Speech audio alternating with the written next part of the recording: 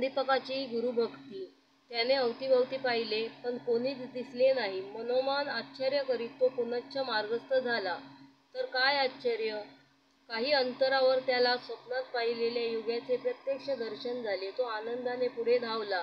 योग्याला दंडवत घालून तो म्हणाला, हे योगाधीशा, तुझा जय जयकार असो. तूच माझी माता आहेस, तूच माझा पिता, तू अज्ञानरूपी अंधकाराचा नाश करणारा सूर्य आहेस, कृपासिंधू आहेस. तुझ्या दर्शनाने माझे समस्त दोष नाहीसे झाले आहेत. तू आमचा उद्धार करण्यासाठीच आला आहेस अशी माझी श्रद्धा आहे.